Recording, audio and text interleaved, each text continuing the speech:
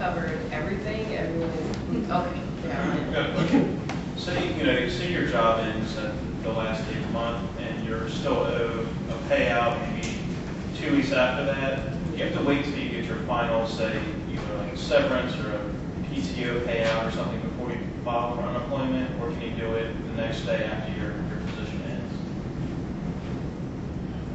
Can I respond to that? Go ahead, yeah. My advice is file your unemployment claim the first day after the last fiscal day of work. Okay? Let us then make any determination as to whether severance is going to make you ineligible for a period of time. My advice is file your claim first day after your last day.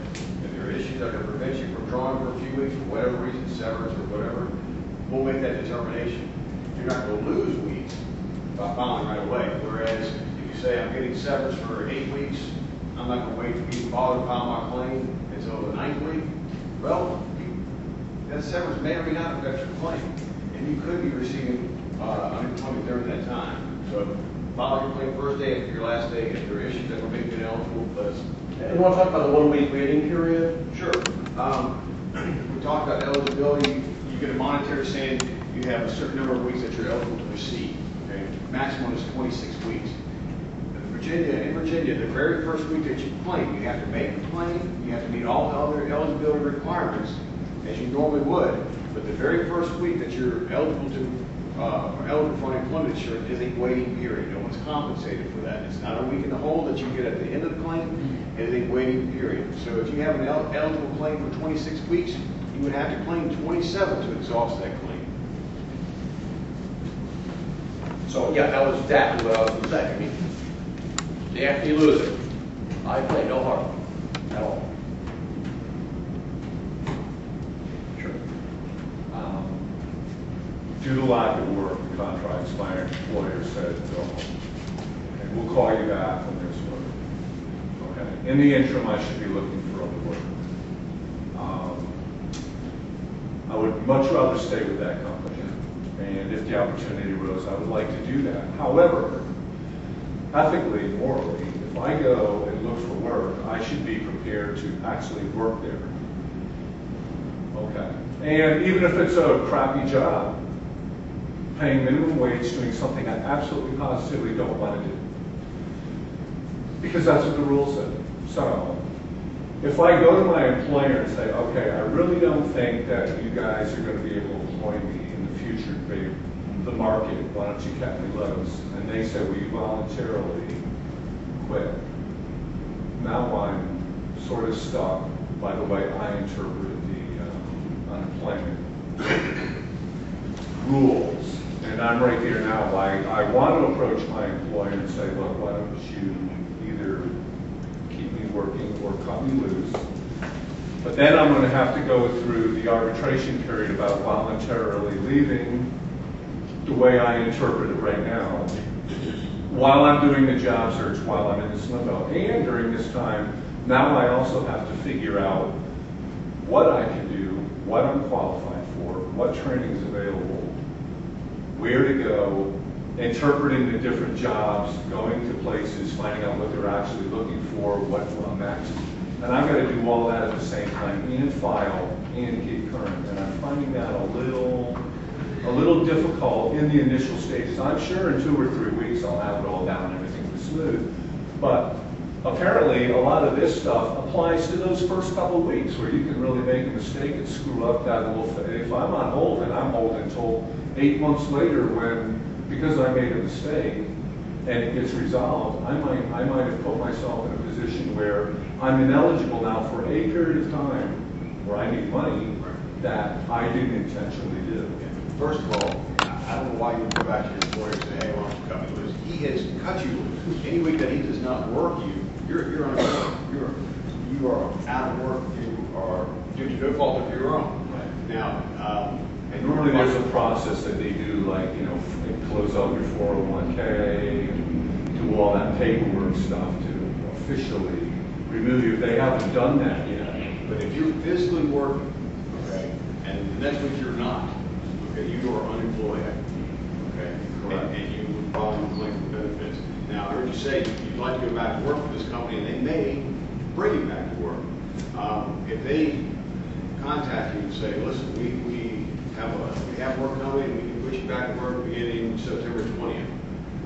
Okay? If that's it, they say that to you definitively, not maybe, we hope, but we're gonna bring you back on the 20th. I saw that they have a definite date, if they don't have a definite date. Then you would want to contact their agency because you can continue to draw benefits.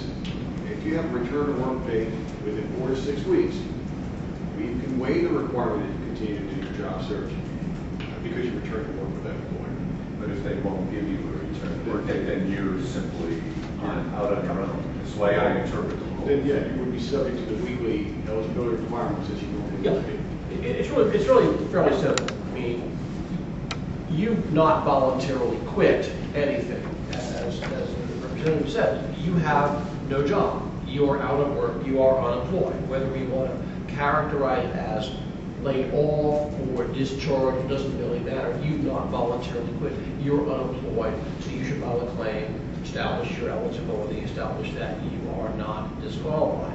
Now, assuming you are offered suitable work, even if it's a lousy job that you don't want to pursue, obviously if it's suitable work, you need to take it.